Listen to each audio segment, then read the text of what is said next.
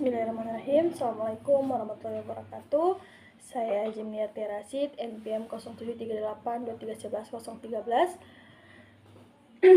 Di sini saya akan membagikan sedikit materi terkait dengan geologi struktur. Video ini saya buat untuk memenuhi tugas mata kuliah dari geologi struktur. Yang pertama, pembentukan struktur geologi. Pembentukan struktur geologi ini dibagi menjadi beberapa. Yang pertama yaitu tektonik lempeng. Tektonik lempeng merupakan bagian terluar dari interior bumi, terbentuk dari dua lapisan, yaitu lapisan litosfer dan juga lapisan astenosfer. Kemudian yang kedua, terdapat pembentukan kekar-kekar. Secara genetis sangat bervariasi cara kejadiannya. Salah satu proses kejadian kekar yang sangat umum adalah akibat dari tektonik selama batuan terbentuk atau sesudah batuan terlitifikasi. Kemudian yang ketiga, terdapat pembentukan sesar. Nah, pembentukan sesar adalah rekahan atau zona rekahan pada batuan yang memperlihatkan pergeseran. Pergeseran pada sesar ini bisa terjadi sepanjang garis lurus atau translasi atau terputar atau rotasi. Yang keempat adalah pembentukan sesar mendatar. Nah, sesar mendatar adalah sesar yang pembentukannya dipengaruhi oleh tegasan kompresi. Posisi tegasan utama pembentuk sesar ini adalah horizontal, sama dengan posisi tegasan minimnya, sedangkan posisi tegasan menengah adalah vertikal. Pada umumnya, bidang sesar mendatar digambarkan sebagai bidang vertikal, sehingga istilah hanging wall dan footwall tidak lazim digunakan di dalam sistem sesar ini. Berdasarkan gerak relatifnya, sesar ini dibedakan menjadi sinistral atau menggiri dan dekstral atau menganan.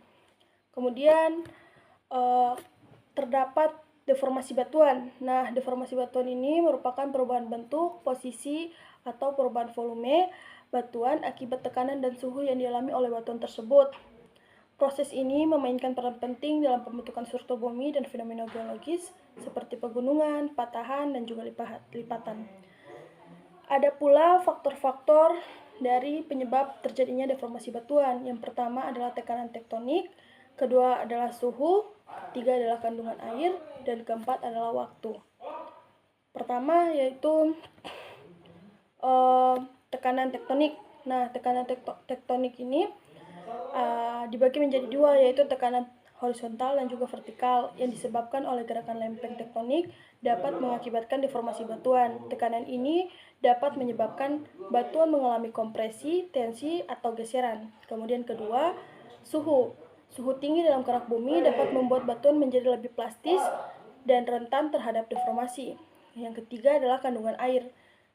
Kehadiran air dalam batuan dapat mempengaruhi kekuatan dan fleksibilitas batuan, sehingga batuan lebih mudah mengalami deformasi. Dan yang keempat adalah waktu.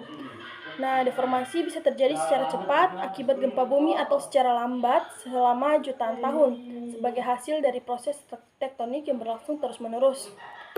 Terdapat pula jenis-jenis deformasi batuan. Yang pertama adalah deformasi elastis, kedua adalah deformasi plastik, ketiga adalah deformasi brittle, dan keempat adalah deformasi mengalir. Kemudian ada deformasi termolastik, dan yang terakhir adalah deformasi seismik. Di sini saya jelaskan lebih singkatnya lagi terkait dengan jenis-jenis deformasi. Yang pertama, deformasi elastis. Deformasi elastis adalah perubahan bentuk sementara yang dialami oleh batuan ketika tekanan atau tegangan diterapkan. Kemudian deformasi plastik atau duktal adalah perubahan bentuk permanen yang terjadi ketika batuan mengalami tekanan yang cukup besar sehingga mencapai batas elastisnya dan mulai mengalami aliran plastis. Ketiga adalah deformasi brittle atau getas. Nah, pada deformasi ini, perubahan bentuk yang terjadi ketika batuan mengalami tegangan yang melebihi kekuatannya dan sehingga menyebabkan adanya retakan atau patahan. Dan yang keempat adalah deformasi mengalir. Deformasi mengalir ini terjadi ketika batuan secara perlahan mengalami perubahan bentuk akibat tekanan yang panjang. Fenomena ini sering terjadi pada sedimen dan juga tanah liat yang memiliki sifat plastis di bawah kondisi tertentu.